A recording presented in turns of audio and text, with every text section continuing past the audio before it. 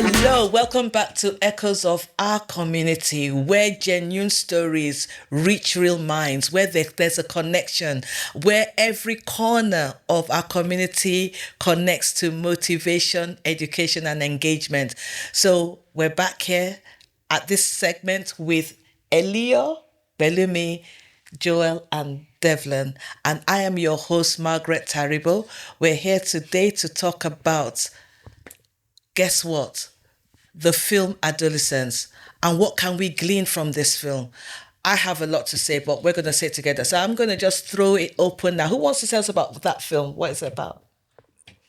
I don't know. I feel like someone might be better placed to give an overview of what it was than me. I think you all can. Both of you can. So don't even do it. Tag team. Tag team.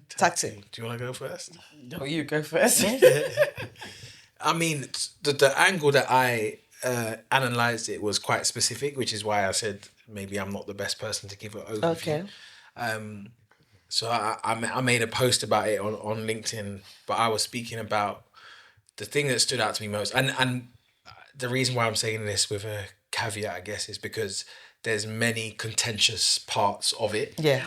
And I'm wary of straying into spaces which are not my expertise, but the perspective that I have is based on an area that I saw which jumped out to me.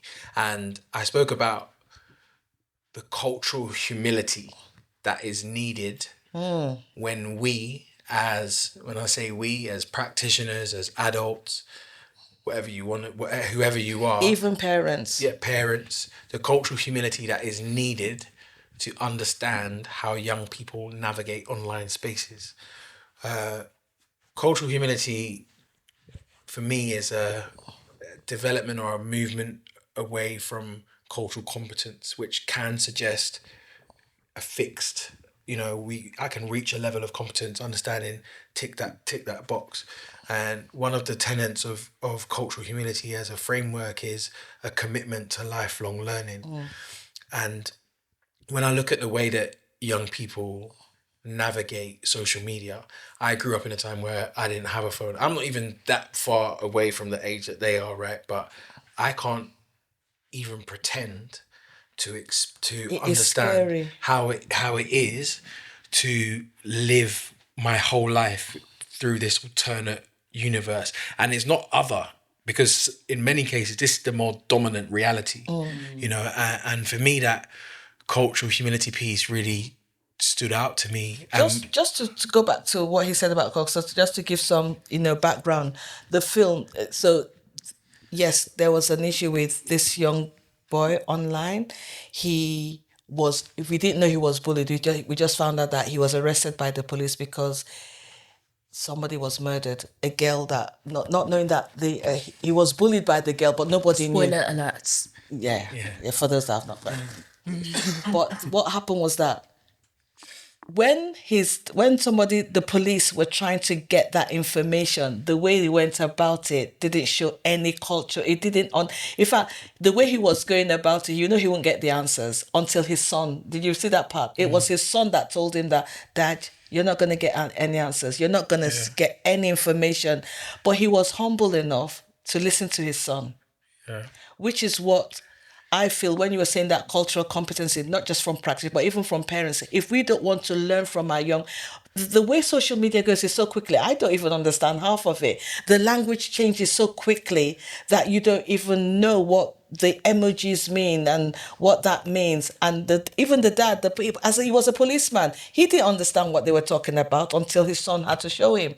And that's where the cultural competency, I think, needs to come in from every angle. Cultural humility. Yeah, because I think when we speak about culture, automatically we go to race and ethnicity. Yes. Whereas I think, obviously, by default, race and ethnicity shape the way we experience the world and the world receives and responds to us, right? But youth culture and online culture is dominant cultures that young people experience, and it intersects with their race and ethnicity. So for me, when I'm speaking about cultural humility, is the need for us as adults, practitioners, parents, whatever it is, teachers, to grasp that we're not in that world. You know, even for those that consider themselves as experts, you're not a young person that's lived with the reality. I even found out that they say, the young person say, even if they know you're getting into that world and you're understanding the language, it changes It's again so changed. quickly. Yeah, it's changed. It's like I That's spoke code to... switching that you said. Why are you smiling? Nothing. I'm just waiting for the conversation. Go. No. Because I think Auntie and Joel. Yeah, because You know, I spoke to a young person recently who said, you know, they'd got excluded from school because of a fight. And I was speaking to him one-to-one about his actions. And he said to me that he's saying to me, I don't understand that what he did was not in response to what happened. It was in response to the fact that everybody has their phone out, and this is going to be going to thousands of people in an instant, Snapchat, whatever it is. So his actions wasn't even in retaliation to the person in front of him. It was in anticipation of how it would be received outside.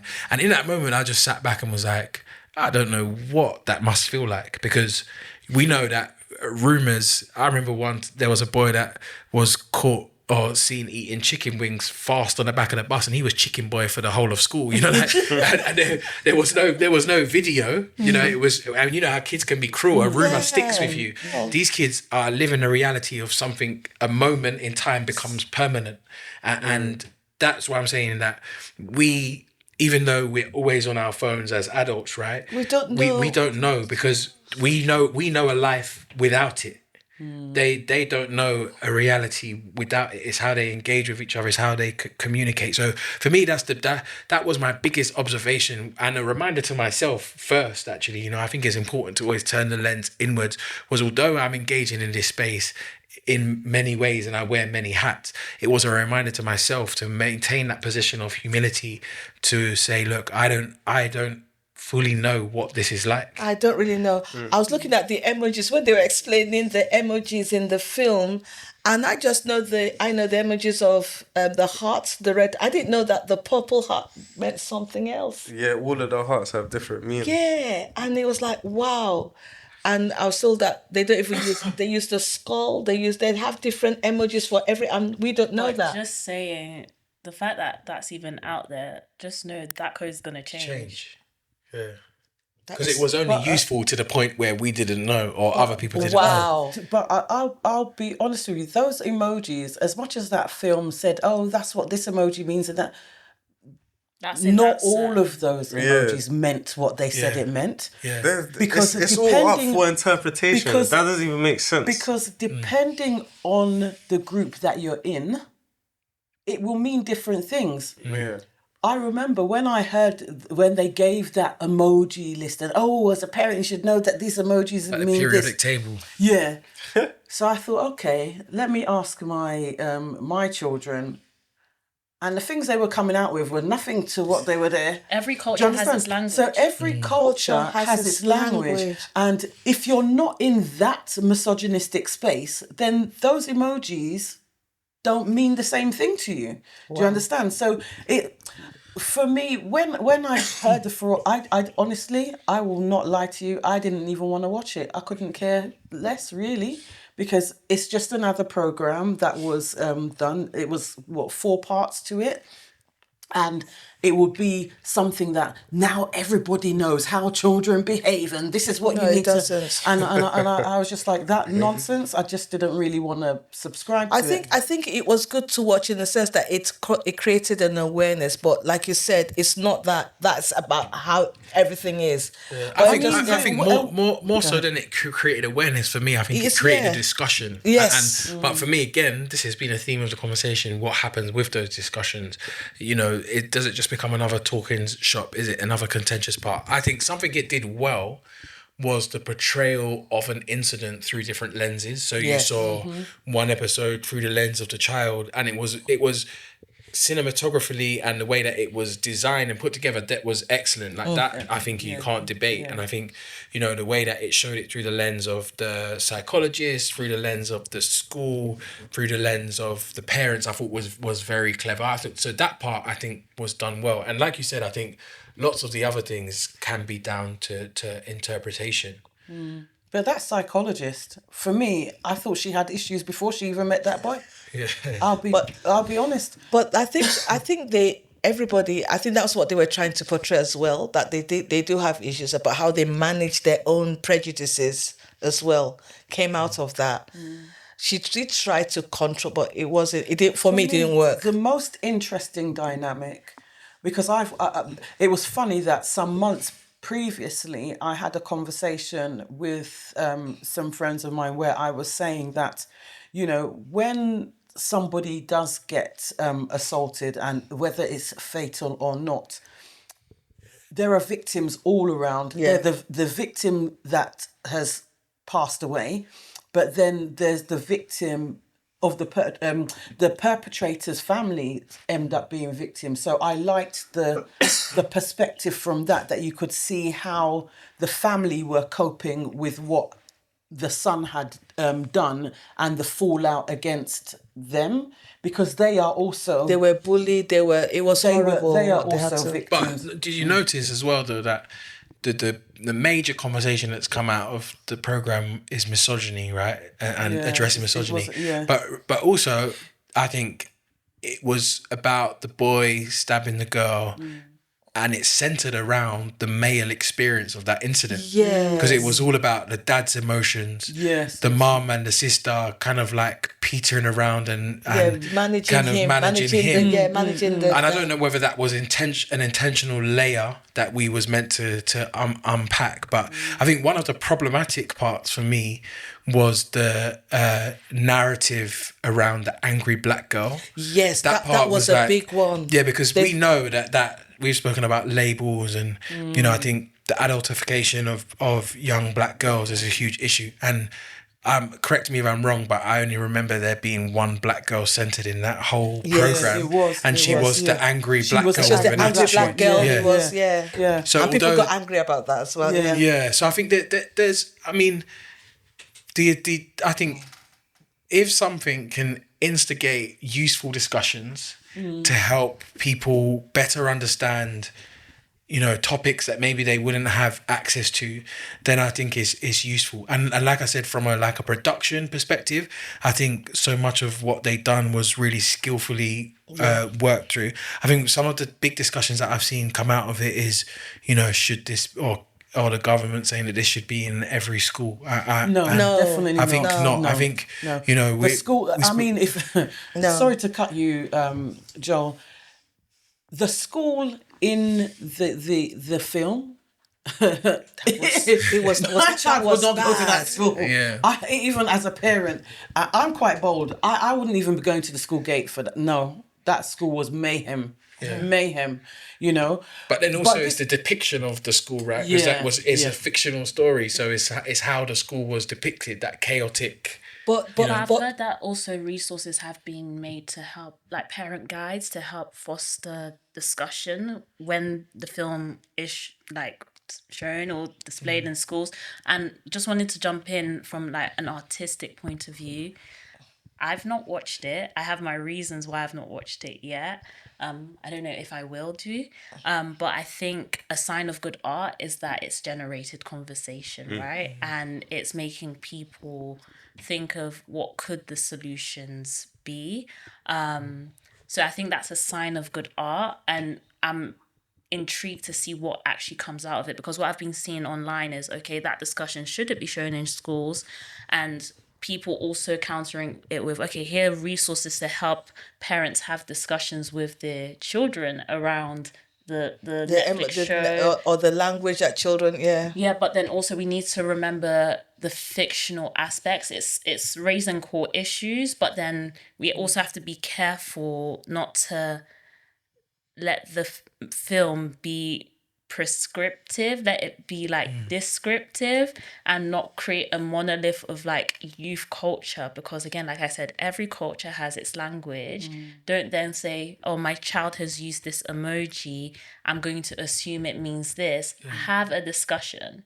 I think that's the key thing here. Have a discussion. Part of cultural humility is having discussions and wanting to learn and not projecting and not making assumptions. So actually engage and discuss things rather than just jumping. I think also one of the key arguments for should it be shown in schools is who was it made for? It was made for adults on Netflix, right? So if it's triggered a conversation mainly around misogyny and things need to happen in school around that topic, for me, I'd look at who are the expert organizations already doing the work, not now creating another like highlight real moment where all these new initiatives pop up around a topic because it's what's on trend. You know, like there's already so many organizations who are doing some incredible work around masculinity. That's what we should be highlighting, not putting something that was for a specific adult audience into school. And I don't know if they still do things like PSHE and all of that, but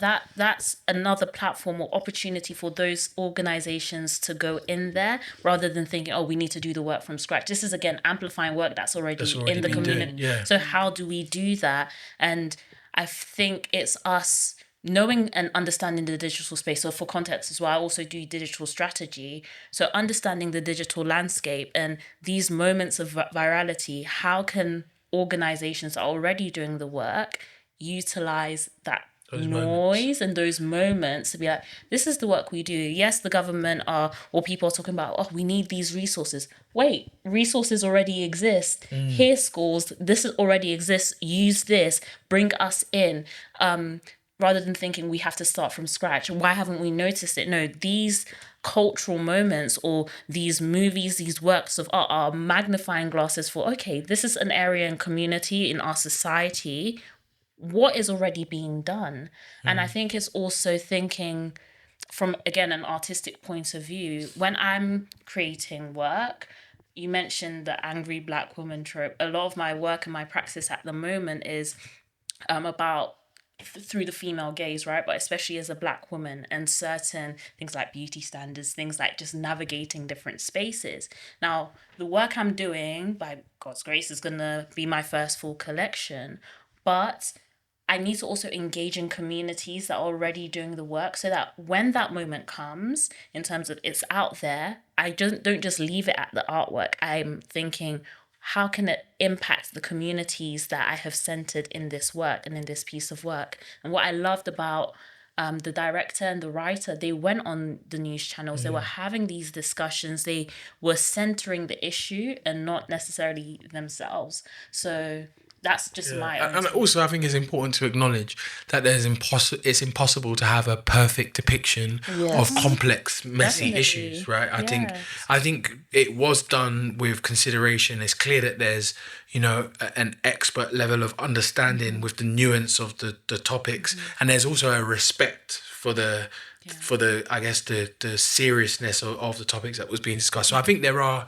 positives from it, in terms of what has happened since. I think there's those problematic areas which I've mentioned, and there's probably some I haven't seen myself I think for me it's also about not being too emotional. Sometimes we put in a lot of emotionalisms that that's not good enough, or they bring about the issue of race and all that. Sometimes people, let's be real, let's celebrate what was good and what was not, instead of just being... Online spaces do that, though. I feel like they push us to stand on one side of the fence and just chuck stuff over when actually, it's that, sometimes it's that, listen, like I've learned things from like LinkedIn, from the conversations and some of the posts that people have made. I've spent time, whether it's through engaging in conversation or just observing, I've learned a lot. So I think those learning moments, like you said, those moments of virality, what happens next, from a personal level, I think there's all things that we can engage with online in terms of what's been written about, whether it's